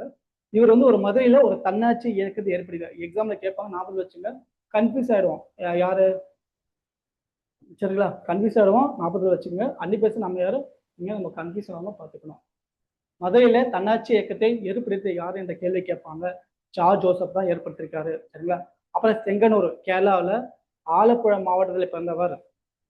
அதாவது கேரளா அப்போதைய கேரளாவில் செங்கனூர்ல ஆலப்புழாவில் பிறந்தவர் தான் இந்த ஜார்ஜ் ஜோசப். மதுரையிலேயே வசிப்பதையே தன்னுடைய விரும்பி வழக்கறிஞராக பணி செய்வார். இவர் வந்து பிறந்த என்னவோ கேரளாவில் செங்கனூர்ல ஆலப்புழா மாவட்டத்தில் தான் இவர் பிறக்கிறார். ஜார்ஜ் ஜோசப் பிறக்கிறாரு. ஆனா இவர் அங்க பிறந்தாலும் வந்து மதுரையில வசிக்கிறதா இவருக்கு ரொம்ப பிடிச்சிருக்கு. ஆனா அதனால இவர் மதுரையில வசித்து இவர் வந்து வழக்கறிஞர் தன்னுடைய பணிகளை செய்து வந்தார். கேரளாவில் வைக்கம் சத்தியாகிரகத்தை வழிநடத்தியவர். ரொம்ப முக்கியமானது, எக்ஸாம்ல கேட்பாங்க, பெரியாரோட கன்ஃபியூஸ் பண்ணிப்பீங்க. ஸோ இங்க கேரளாவில் வைக்கம் சத்தியாகிரகத்தை வழிநடத்தியவர் யார் என்ற கேள்வி கேட்பாங்க. ஜார்ஜ் ஜோசப் தான் எக்ஸாம்ல கேட்பாங்க, ஞாபகம் வச்சுங்க. கேரளாவில் வைக்கம் சத்தியாகிரகத்தை வழிநடத்தியவர் யார் கேள்வி வரும், ஜார்ஜ் ஜோசப். அப்புறம் ஜார்ஜ் ஜோசப் தமிழ்நாட்டில் குற்ற பரம்பரை சமூகங்களின் பாதுகாவலராக விளங்குறாரு. ஸோ இதுவும் எக்ஸாம்ல கேட்பாங்க, குற்ற பரம்பரை சமூகங்களின் பாதுகாவலராக விளங்கியவர் யாருன்னு கேட்பாங்க. இவர் தான் ஜார்ஜ் ஜோசப் தான். ரொம்ப முக்கியமானது, எக்ஸாம்ல கேட்பாங்க, நிறைய வாட்டி கேட்டிருக்காங்க. அது இல்லாம இவருடைய அந்த பாடத்துல இருந்து. சரிங்களா? மதுரை மக்கள் இவரை ரோசாப்பு துரை என அன்புடன் அழைக்கிறாங்க. ரோசாப்பு துரை என்பவர் யார் அப்படின்னு கேட்பாங்க. ரோசாப்பு துரை என செல்லமா அழைக்கப்படுவர் யாருன்னா ஜார்ஜ் ஜோசப் அவர் தான். சரிங்களா? ஞாபகம் வச்சுக்கோங்க. மதுரை மக்கள் இவரை ரோசாப்பு துரை என அன்புடன் அழைப்பாங்க. 1918 மதுரை தொழிலாளர் சங்கம் என்னும் அமைப்பை ஏற்படுத்தி ஹார்வில் மில் தொழிலாளர்களுக்கு உதவுறாரு. மதுரையில தொழிலாளர் சங்கத்தை என்ற அமைப்பை ஏற்படுத்தி வர்றாரு. ஞாபகம் வச்சுங்க. 1918 மதுரை தொழிலாளர் சங்கம் என்ற அமைப்பை ஏற்படுத்தி ஹார்வில் மில் தொழிலாளருக்கு உதவுறாரு. யாருன்னா ஜார்ஜ் ஜோசப் தான். ஞாபகம் வச்சுங்க. ஹார்வில் மில் அப்படின்னாவே ஜார்ஜ் ஜோசப் ஞாபகம் வச்சுக்கணும். மதுரையில தொழிலாளர் சங்கம், இந்த சங்கத்தின் தொடக்க கால போராட்டங்களை நூற்பாலை தொழிலாளர்களுக்கு என்ன பண்றாங்க, இந்த அதாவது மதுரையில தொழிலாளர் சங்கம் இருக்குல்ல, இதுல இந்த சங்கத்தினுடைய தொடக்க கால போராட்டங்கள் நூற்பாலை தொழிலாளர்களுக்கு என்ன பண்றாங்கன்னா ஊதிய உயர்வும் வேலை நேர குறைப்பும் பெற்று தருகிறது. ரொம்ப முக்கியமானது. இந்த போராட்டம் மூலமா என்ன பண்றாங்கன்னா இவங்களுக்கு ஊதிய உயர்வும் சேலரி இன்க்ரிமெண்ட்டும் அவங்களுடைய டைமிங்கும் வந்து குறைக்கிறாங்க. ரொம்ப முக்கியமானது. நம்ம அடுத்து பார்க்க போது கிலாபத் இயக்கத்தை பத்தி பார்க்கலாம். கிலாபத் இயக்கம் ஜாலியன் வாலாபாக் படுகொலைக்கு காரணமான ஜெனரல் டயரு அனைத்து குற்றச்சாட்டுகளையும் விடுவித்து அவருக்கு பரிசு வெகுமதி வழங்குறாங்க. ரொம்ப பாருங்க என்ன பண்றாங்க. கிலாபத் மூலமா வந்து ஜாலியன் வாலாபாக் நடக்குது. இந்த ஜாலியன் வாலாபாக் என்ன பண்றாங்கன்னா, இந்த படுகொலை உங்களுக்கே தெரியும், ஜாலியன் வாலாபாக் படுகொலைக்காக அந்த காரணமே வந்து அந்த ஜெனரல் டயர் தான். ஆனா அவருக்கு என்ன பண்ணாங்கன்னா, ஆங்கில அரசு என்ன பண்ணாங்க, அவர் மேல இருக்கிற எல்லா குற்றத்தையும் விடுவிச்சுட்டு அவருக்கு வந்து பரிசும் ஊக்கத்தொகையும் தராங்க, வெகுமதியும் தராங்க. ரொம்ப சரி. அப்புறம் கலிபா வந்து பதவியை மீட்பதற்காக இந்த கிலாபத் இயக்கம் தொடங்கப்பட்டது. கலிபா பதவியை மீட்பதற்காக கிலாபத் இயக்கம் தொடங்கப்பட்டுச்சு. சரிங்களா? ஞாபகம் வச்சுக்கோங்க.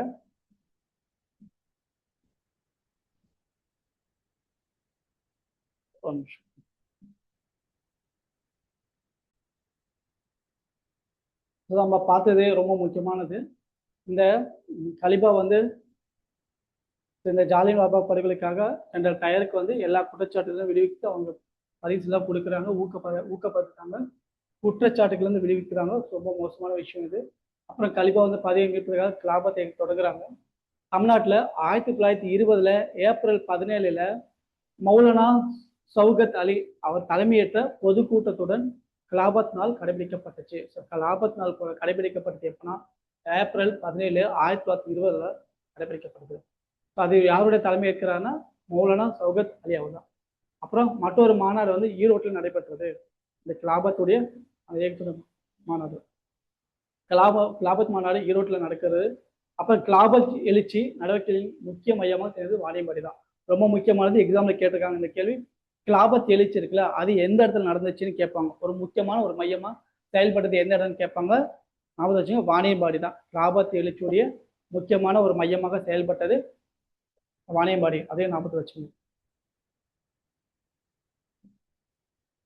நம்ம அடுத்தது என்ன பார்க்க போறோம்னா ஒத்தியாமை இயக்கத்தை பத்தி பார்க்கலாம். ஒத்தியாமை இயக்கம். ஒத்தியாமை இயக்கத்தின் போது தமிழ்நாட்டு செயல்துடுப்புடன் விளங்கியது. ஸோ ஒத்தியாமை இயக்கத்தின் போது தமிழ்நாடு ரொம்ப செயல்பாட்டும் இருந்துச்சு. ஒத்தியாமை தமிழ்நாட்டில் தலைமையேற்று நடத்தியவர்கள் ஈவேரா, ராஜாஜி.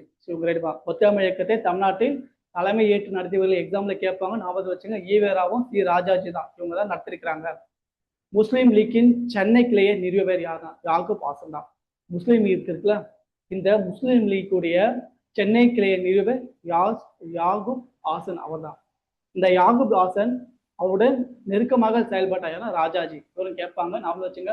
யாகூப் ஆசனுடன் நெருக்கமாக செயல்பட்டவர் யாருன்னு கேட்பாங்க, ராஜாஜி தான். தேர்தல ரொம்ப முக்கியமானவங்க இவங்கள. சரிங்களா? ஒத்தியாமை இயக்கத்தில் இந்துக்களும் இஸ்லாமியர்கள் இணைந்து நெருக்கமாக செயல்பட்டாங்க. சரிங்களா? அடுத்தது வரிகொடா இயக்கமும் கள்ளுக்கடை மறியல் இயக்கமும் பத்தி பார்க்கலாம். வரிகொடா இயக்கமும் கள்ளுக்கடை மறியலும், அதாவது கள்ளுக்கடை மறியல் இயக்கமும் ஒத்தியாமை இயக்கத்தின் ஒரு பகுதியாக பல இடங்களில விவசாயிகள் வரி கொடுக்கறதுக்கு மறுக்கிறாங்க. இந்த ஒத்துழைமை இயக்கத்துல இந்த ஒத்துழைமை இயக்கத்தினுடைய ஒரு பகுதியா என்ன பண்றாங்கன்னா, பல இடங்கள்ல விவசாயிகள் வரி கொடுக்க கூடாதுன்னு அப்படின்னு நிறைய பேர் மறுக்கிறாங்க.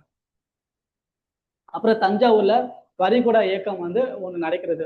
வரிகொடா இயக்கம் எங்க நடந்துச்சுன்னு கேட்பாங்க. அது வந்து தஞ்சாவூர்ல நடந்திருக்கு. சட்டமன்றங்கள், பள்ளிகள், நீதிமன்றங்கள், அதுக்கப்புறம் அந்நிய பொருட்கள், அப்புறம் தொழிலாளர்களுடைய வேலை நிறுத்தம் அதிக எண்ணிக்கையில் நடைபெறுது. இது மூலம் இந்த ஒத்துழையாமை இயக்கத்து மூலம் இது மூலமா என்ன நடக்குதுன்னா, இந்த சட்டமன்றம் இருக்கு, அப்புறம் பள்ளிகள், நீதிமன்றங்கள், அந்நிய பொருட்கள், அப்புறம் தொழிலாளர்களுடைய வேலை நிறுத்தம் இதெல்லாம் ரொம்ப அதிகமாக ஆகும். அப்புறம் தமிழ்நாட்டில் நடைபெற்ற இந்த ஒத்துழையாமை இயக்கத்தினுடைய முக்கிய அம்சமாக திகழ்ந்தது கள்ளுக்கடை மறியல் தான். ரொம்ப முக்கியமானது கள்ளுக்கடை மறியல் தான். அப்புறம் 1921 நவம்பர்ல சட்ட மறுப்பு இயக்கத்தை தொடங்குவது என ஒரு முடிவு செய்யறாங்க. சட்ட மறுப்பு இயக்கத்தை தொடங்க முடிவு செய்யப்பட்டது எப்பன்னா 1921. இந்த எக்ஸாம்ல கேட்பாங்க, 40 வச்சுக்கோங்க. அப்புறம் 1922 சௌரி சௌரா நிகழ்வு வந்து அதுல 22 காவலர்கள் கொல்லப்படுறாங்க. அதனை தொடர்ந்து ஒத்துழையாமை இயக்கம் விலக்கிக் கொள்ளப்பட்டது. சரிங்களா? இது ரொம்ப முக்கியமானது. இது எக்ஸாம்ல நிறைய வாட்டி கேட்டிருக்காங்க. சௌரி சௌரா சம்பவம் எப்ப நடந்துச்சுன்னு கேட்பாங்க. 1922 நடந்துச்சு. அப்புறம் வேல்ஸ் இளவரசர் வருகை புறக்கணிக்கப்படுது கேட்பாங்க. எப்போ வேல்ஸ் இளவரசர் வருகை புறக்கணிக்கப்படுதுன்னா 1922 ஜனவரி 13. ஞாபகத்தில் வச்சுங்க. சரிங்களா? இது ரொம்ப முக்கியமானது. இது ரொம்ப எக்ஸாம்ல நம்ம எதிர்பார்க்கலாம்.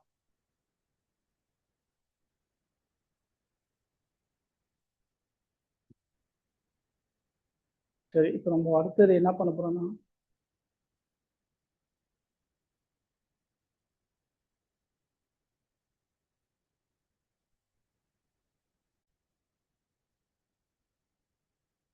சரி இப்போ நம்ம அடுத்தது பார்க்க போது இவருடைய செயல்பாடுகளை பத்தி பார்க்க போறோம். இவருடைய செயல்பாடுகள், இவரும் ரொம்ப முக்கியமானவர், எக்ஸாம்ல கேட்பாங்க.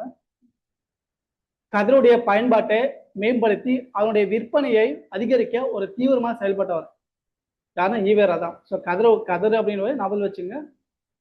இந்த கதிரனுடைய பயன்பாட்டை மேம்படுத்தி அதனுடைய விற்பனையை வந்து அதிகரிக்க செயல்பட்டவர் யாருன்னா ஈவேரா தான்.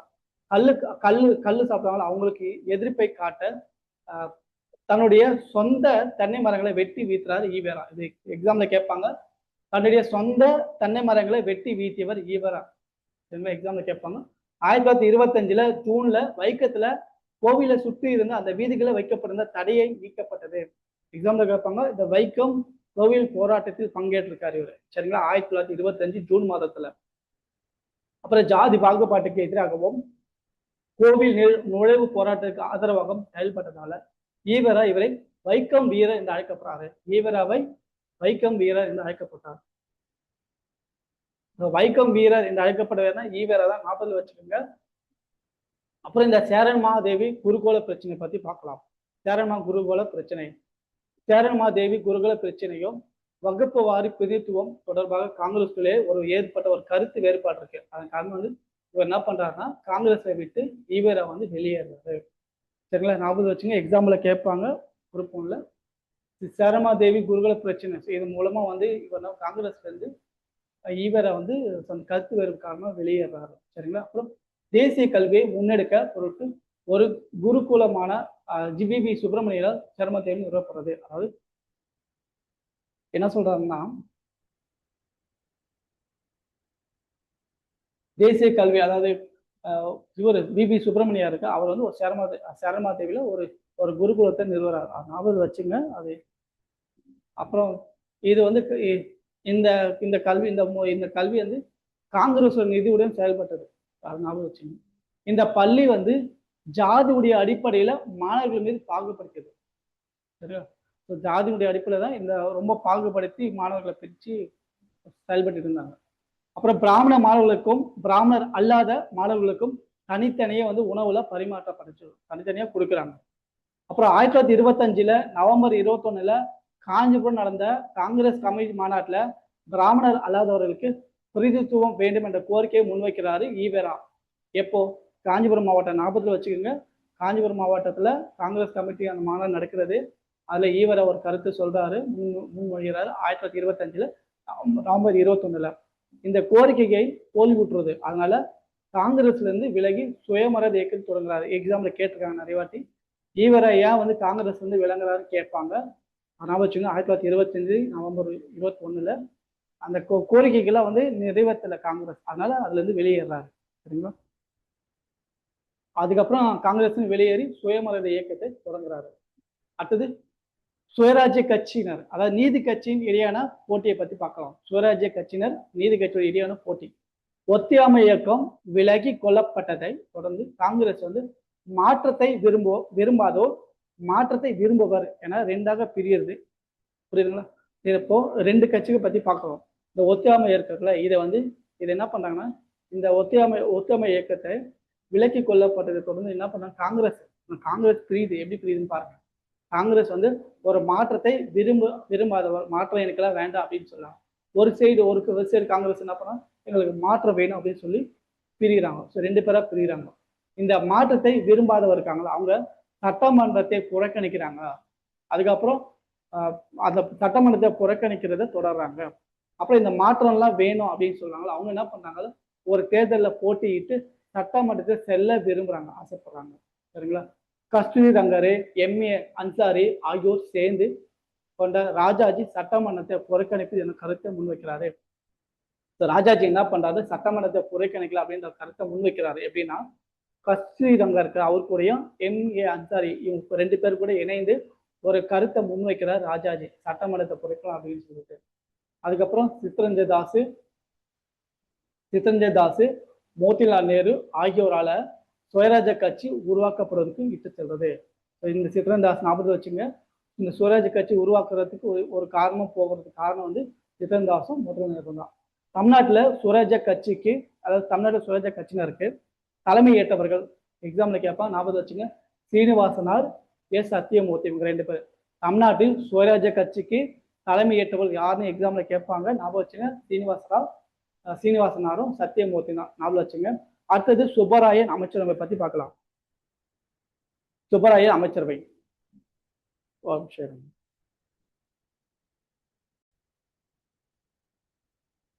அடுத்தது பார்க்க போது சுப்பராயன் அமைச்சரவை பத்தி பார்க்கலாம். சுப்பராயன் அமைச்சரவை 1926 நடைபெற்ற தேர்தலில் தேர்ந்தெடுக்கப்பட்ட உறுப்பினர்களை இந்த சுயராஜ்ய கட்சியினர் பெரும்பான்மை இடங்களை வெற்றி பெறாங்க. 1926 நடைபெற்ற தேர்தலில் இந்த சுயராஜ்ய உறுப்பினர்கள் கட்சியினர் பெரும்பான்மையுடன் இடங்களை வெற்றி பெறாங்க. காங்கிரஸுடைய கொள்கைக்கு இணங்க ஆட்சி பொறுப்பை வந்து ஏற்க மறுத்தது. காங்கிரசின் கொள்கைக்கு இணங்க ஆட்சி பொறுப்பை ஏற்க மறுத்துறாங்க. காங்கிரஸ் இவர்கள் சுயேட்சை வேட்பாளர் பி சுப்பராயனுக்கு அமைச்சர் அமைக்க உதவுறாங்க. அப்புறம் 1930 நடைபெற்ற தேர்தலில் சுயராஜ்ய கட்சி போட்டியிடாதால நீதி கட்சி எளிதாக வெற்றி பெறுது. சரிங்களா? காங்கிரஸ் போட்டியிடல, 40 வச்சுங்க. 1930 நடைபெற்ற தேர்தலில் சுயராஜ்ய கட்சி போட்டியிடல, அதனால நீதி கட்சி எளிதாக வெற்றி பெறுது. நல்ல முக்கியமானது. இது அடுத்து பார்க்கும் போது இன்னும் ரொம்ப முக்கியமானது, எக்ஸாம்ல கேட்பாங்க, இது கேட்டுட்டு இருக்காங்க. சரிங்களா? நீல் சிலை அகற்றும் போராட்டம் பத்தி பார்க்கலாம். 1927 நீல் சிலை போராட்டம் அகற்றும். இது ரொம்ப முக்கியமானது. இது நீல் சிலை அகற்றும் போராட்டம் 1920. எந்த வருடம் கேட்பான், 40 வச்சுங்க. 1927 தான் நீல் சிலை போராட்டம் அகற்றும். ஜேம்ஸ் நீலு மദ്രാஸ், அப்புறம் துப்பாக்கி ஏந்திய காலாட்படையை சேர்ந்தவர். இந்த ஜேம்ஸ் நீலு மദ്രാஸ் துப்பாக்கி ஏந்திய காலாட்படையை சேர்ந்தவர் இவர். நீல் வந்து இந்திய வீரர் ஒருவரால் கொல்லப்பட்டார். நீல் யாருன்னா ஒரு இந்திய வீரரால் ஒருவரால் கொல்லப்படுறாரு நீல். சென்னையில மவுண்ட் ரோட்ல ஆங்கிலோடைய நீல் சிலையை வைக்கிறாங்க. ஸோ சென்னை மவுண்ட் ரோட்ல ஆங்கிலோடைய சிலையை வந்து வைக்கிறாங்க, நீல் சிலையை வைக்கிறாங்க. அப்புறம் சென்னை மாவட்டத்தில் நீல் சிலை போராட்டம் நடத்துறாங்க. ஞாபகம் வச்சுங்க. திருநெல்வேலியை சேர்ந்த எஸ்.என். சோமயாஜுலு தலைமை இருக்கிறாங்க. இந்த சென்னை மாகாணத்துல நீல் சிலை போராட்டம் நடக்கிறது. அந்த நீல் சிலை போராட்டம் நடக்கும்போது யாருன்னா எஸ்என் சோமயாஜுலு அவங்க வந்து தலைமையேற்று நடத்துறாங்க. இந்த எஸ்என் சோமயாஜுலு கேள்வி கேட்பாங்க. இவங்க திருநெல்வேலி மாவட்டத்தை சேர்ந்தவங்க. சரிங்களா? நீல் சிலை போராட்டத்துக்கு சென்னை வந்த காந்தியடிகள் ஆதரவு தெரிவிக்கிறாரு. இந்த நீல் சிலை போராட்டத்துக்காக காந்தி வந்தாரு. ஞாபகம் வச்சுக்கோங்க, எக்ஸாம்ல கேட்பாங்க. சென்னை வந்த காந்தியடிகள் அந்த போராட்டத்துக்கு ஆதரவு தெரிவிக்கிறாரு. எப்போ? 1930. அதுக்கப்புறம் 1937 ராஜாஜி தலைமையில காங்கிரஸ் ஆட்சி அமைத்த போது இந்த நீல் சிலை அகற்றப்பட்டு சென்னை அருங்காட்சியகம் வைக்கிறாங்க. திருப்பி எக்ஸாம்ல கேட்பான், ஞாபகம் வச்சுங்க. ராஜாஜி வந்து தலைமையில காங்கிரஸ் ஆட்சி அமைக்கிறது எப்பன்னா 1937 காங்கிரஸ் ஆட்சி அமைக்கிறது. அப்போ அமைக்கும் போது நீல் சிலையை வந்து அகற்றுறாங்க. அகற்றிட்டு அந்த சிலையை சென்னை அருங்காட்சியில வச்சிடறாங்க. சரிங்களா? ரொம்ப முக்கியமானது, தேர்வுல கேட்பாங்க. அப்புறம் சட்ட மறுப்பு இயக்கத்தை பத்தி பார்க்க போறோம். சட்ட மறுப்பு இயக்கம் பூரண சுயராஜ்யத்தை நோக்கி செல்றது. சட்ட மறுப்பு இயக்கத்து மூலம் நடந்துச்சு பார்க்கலாம். பூரண சுயராஜ்ய இயக்கத்தை நோக்கி செயல்படுறது. அப்புறம் வேதாரண்ய உப்பு சத்தியாகிரகம், தமிழக மாவட்டங்கள்ல பரவலான ஒரு பல போராட்டங்கள், திருப்பூருடைய வீர மரணம், அப்புறம் முதல் காங்கிரஸ் அமைச்சரவை, இந்திய போராட்டம், இதெல்லாம் நடக்கிறது. சரிங்களா? அடுத்து நம்ம பார்க்க போறது பூரண சுயராஜ்யத்தை நோக்கி. அதை பத்தி விளக்கமா பார்க்கலாம். 1927 இந்திய தேசிய காங்கிரஸ் உடைய சென்னை மாநாடு முழுமையான சுதந்திரமே தனது இலக்கினை அறிவிக்கிறது. எக்ஸாம்ல கேட்பா, ஞாபகம் வச்சுங்க. இந்திய தேசிய காங்கிரஸ் உடைய சென்னை மாநாடு தான். சென்னை மாநாடு தான் என்ன சொல்றாங்கன்னா, எனக்கு ஒரு முழுமையான ஒரு சுதந்திரம் வேணும்னு சொல்லி அறிவிக்கிறாங்க. எந்த உடன் தேர்வுகளை கேட்பாங்க? 1927 எக்ஸாம் ஞாபகம் வச்சுங்க. சென்னை காங்கிரஸ் மாநாடு 1927 தான் முழுமையான சுதந்திரம் தான் தன்னுடைய இலக்கு அப்படின்னு சொல்றாங்க. அப்புறம் அரசியல் அமைப்பு சீர்திருத்தங்களை பணிபுரிவதற்காக காங்கிரஸ் வந்து மோதிலால் தலைமையில ஒரு குழுவை அமைக்கிறாங்க.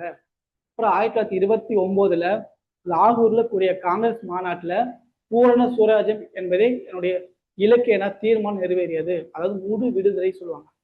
எக்ஸாம்ல கேட்போம், ஞாபகம் வச்சுங்க. லாகூர்ல காங்கிரஸ் மாநாட்டுல பூரண சுயராஜ்யம் அந்த இலக்கு தீர்மானம் எப்ப நிறைவேற்றியதுன்னு கேட்பாங்க. 1929 ஞாபகம் வச்சுங்க. சரிங்களா? எக்ஸாம்ல கேட்டிருக்காங்க, திருப்பியும் கேட்பாங்க. ரொம்ப முக்கியமான கேள்வி.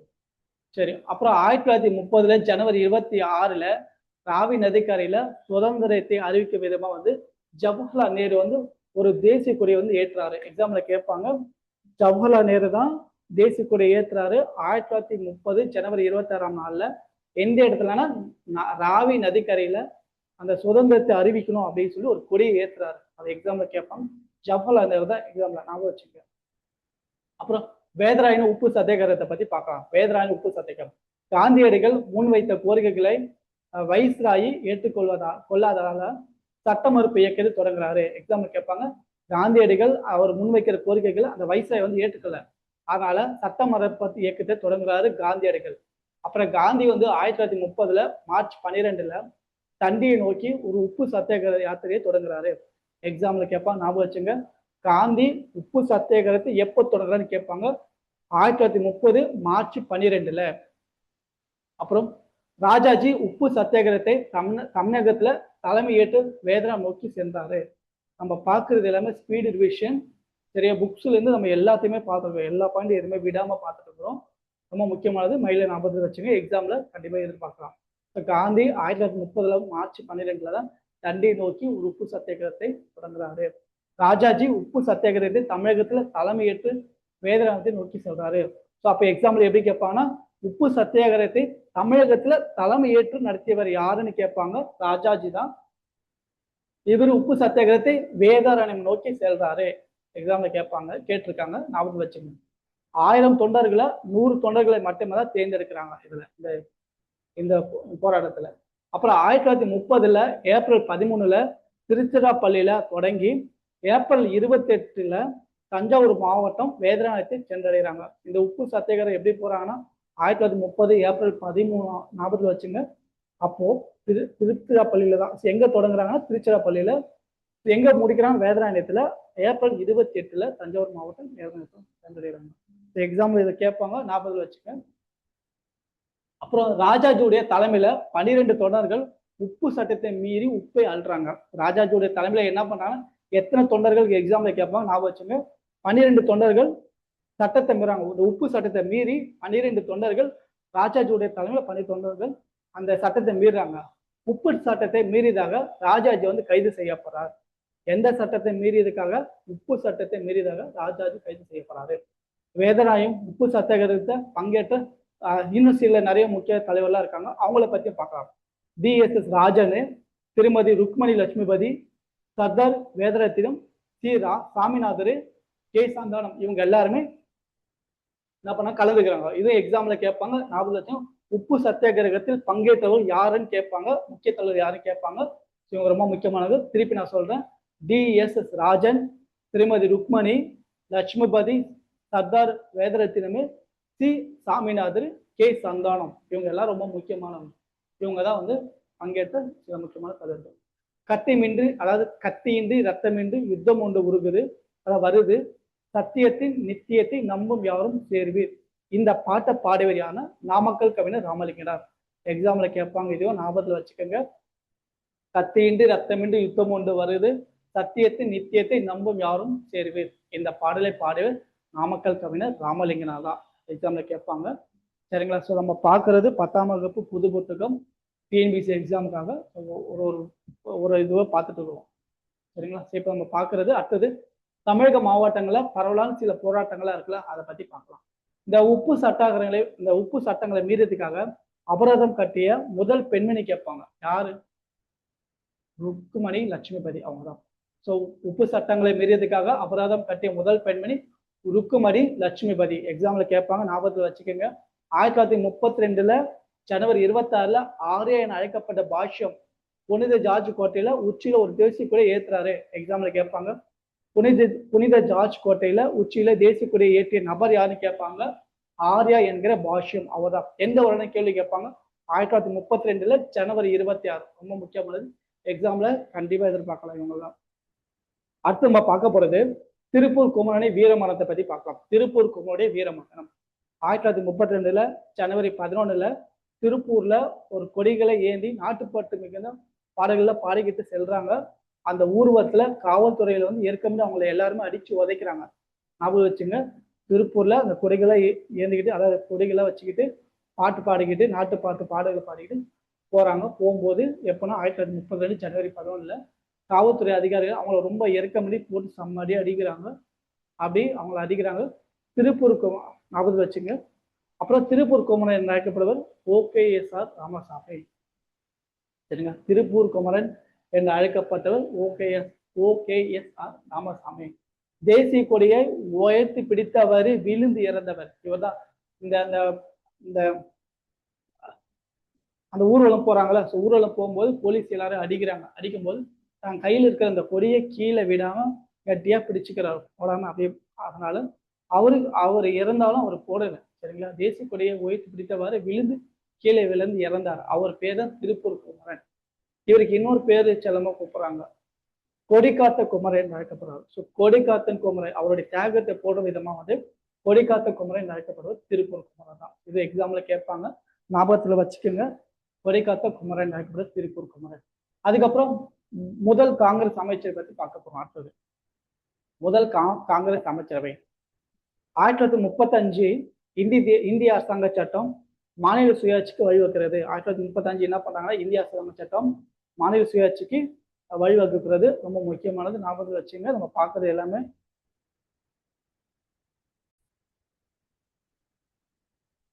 அப்புறம் 1937 நடைபெற்ற தேர்தலில் காங்கிரஸ் வந்து வெற்றி பெறுறது. எக்ஸாம்ல கேட்பாங்க, 40 வச்சுங்க.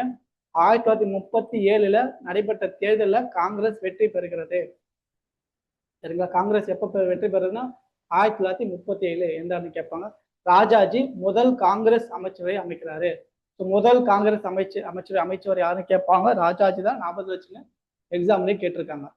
ராஜாஜி முதல் காங்கிரஸ் அமைக்கிறாரு. ஓகே, நான் வச்சுக்கேன். மதுரை விளக்கை பரிசோதனை முயற்சியில சேலத்துல அறிமுகம் செய்தவர் ராஜாஜி தான்.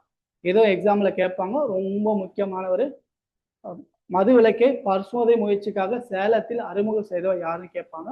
ராஜாஜி தான். எக்ஸாம்ல இது ரொம்ப முக்கியமானது.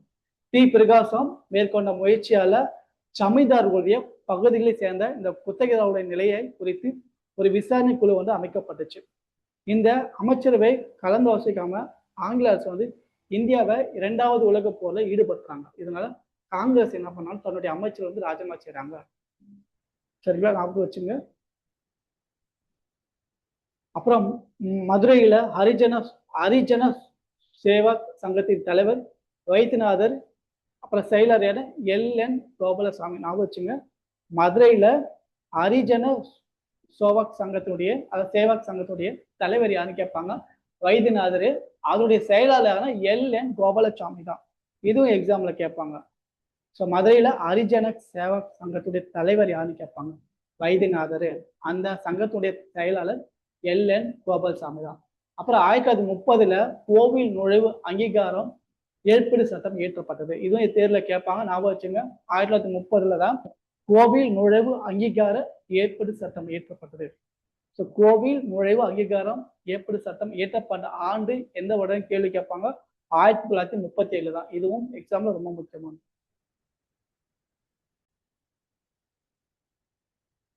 நம்ம இப்ப அடுத்தது பார்க்க போறது இந்திய எதிர்ப்பு போராட்டம் பத்தி பார்க்க போறோம். இந்திய எதிர்ப்பு போராட்டம் பள்ளிகளில இந்தி மொழி கட்டாய பாடமாக அறிமுகம் செய்யப்பட்டது. ரொம்ப முக்கியமானது. பள்ளிகளில் என்ன பண்றாங்கன்னா, இந்த இந்தி மொழி இருக்குல்ல, அது வந்து ரொம்ப கட்டாயம் அப்படின்னு சொல்லிட்டு அறிமுகம் செய்யப்படுறாங்க. இது மூலமா இதனால வந்து ராஜாஜியால, அதாவது ராஜாஜிக்கு அவருடைய மேற்கொள்ளப்பட்ட சர்ச்சைக்குரிய நடவடிக்கை தான் இது. இந்த பள்ளிகளில இந்து மொழி கட்டாயமாக அறிமுகப்படுத்தப்பட்டது. அறிமுகம் செய்யற ராஜாஜி. இது வந்து ஒரு சர்ச்சைக்குரிய நடவடிக்கை. அதனாலதான் அவர் பதவியில விலகி போறாரு. அதை பார்ப்போம். இந்தி மொழிக்கு எதிராக ஈவேரா மிகப்பெரிய ஒரு பரப்புரை இந்தி எதிர்க்க மேற்கொள்றாரு. ஈவேரா வந்து இந்தி எதிர்ப்பு மாநாடு சேலத்தில் நடத்துறாரு. ஈவேரா இந்திய எதிர்ப்பு மாநாட்டை எந்த இடத்துல நடத்தினாங்க கேள்வி கேட்பாங்க. எங்கன்னா சேலம். எக்ஸாம்ல ஞாபகத்துல வச்சுங்க, எக்ஸாம்ல கேட்பாங்க. ஈவேரா இந்திய எதிர்ப்பு மாநாட்டை எந்த இடத்துல நடத்தினாரு கேட்பாங்க, சேலம்ல. அப்புறம் இந்திய எதிர்ப்பு போராட்டம் காரணமாக சிறையில தாளமுத்துவும் நடராஜனும் மரணம் அடைகிறாங்க. இதுவும் எக்ஸாம்ல கேட்பாங்க. இந்திய எதிர்ப்பு போராட்டம் காரணமாக சிறையில மரணம் அடைந்தவர் யாருன்னு கேட்பாங்க, தாளமுத்துவும் நடராஜனும் மரணம் அடைகிறாங்க. அப்புறம் காங்கிரஸ் அரசு வந்து பதவி விலகியதை தொடர்ந்து நிர்வாகத்தை கேட்கின்ற இந்த சென்னை மாகாண ஆளுநர் வந்து இந்தி வந்து கட்டாய பாடம் என்பதை நீக்கிறாங்க. காங்கிரஸ் என்ன பண்ணாங்கன்னா, தன்னுடைய அரசு பதவியை விலகுறாங்க. அதனால அந்த நிர்வாகத்தை கை கொண்ட இந்த சென்னை மாகாண ஆளுநர் என்ன பண்றாங்கன்னா, இந்தி கட்டாய பாடம் இல்லை என்பதை நீக்கிறாரு சென்னை மாகாணத்துடைய ஆளுநர். சரிங்களா. அடுத்தது வெள்ளையனே வெளியேறு இயக்கத்தை பத்தி பார்க்கலாம். 1942 ஆகஸ்ட் 8 வெள்ளையனே வெளியேறு தீர்மானம் நிறைவேற்றப்பட்டு காந்தியடிகள் வந்து செய் அல்லது செத்துமடி என்ற முழக்கத்தை வெளியிடுறாரு. சரிங்களா. ரொம்ப முக்கியமானது. செய் அல்லது செத்துமடி என்ற முழக்கத்தை வழங்குறாரு. அப்புறம் சூலூர்ல விமான நிலையம் தாக்குதல் நடக்குது. அப்புறம் ராயல் இந்திய கப்பல் படை புரட்சியும், இங்கிலாந்துல புதிதாக ஆட்சி பொறுப்பேற்ற தொழிலாளர் கட்சி அரசும் தொடங்கிய பேச்சுவார்த்தை மூலம் இந்தியா விடுதலை நடக்கிறது. சரிங்களா. இப்ப நம்ம 10ஆம் வகுப்புல அந்த புது புத்தகத்தில் இருக்கிற எல்லாமே பார்த்தோம். ஒரு லைன் ஒரு கொஸ்டின் எதுவுமே விடலை, எல்லாமே ரிவிஷனாக பார்த்துடும். நீங்க படிக்கலனாலும் இந்த வீடியோ உங்களுக்கு பார்த்தவே போதும். ஆப்ல நம்ம ரைட் ஐஸ் அகாடமி ஸ்டூடெண்ட் படிக்கிற மாணவர்களும் யூடியூப்ல பார்க்குற மாணவர்களும் இந்த வீடியோ பார்க்கலாம். சப்ஸ்கிரைப் பண்ணி லைக் பண்ணி ஷேர் பண்ணிக்கோங்க. இதுக்கப்புறம் அடுத்த வீடியோல பார்க்க போறோம். சார் நம்ம பார்த்தது 10ஆம் வகுப்பு புது புத்தகம் எல்லாமே பார்த்து முடிச்சிட்டோம். சரிங்களா. திருப்பி நம்ம நாளைக்கு பார்க்கலாம். அடுத்த வீடியோல பார்க்கலாம். நன்றி.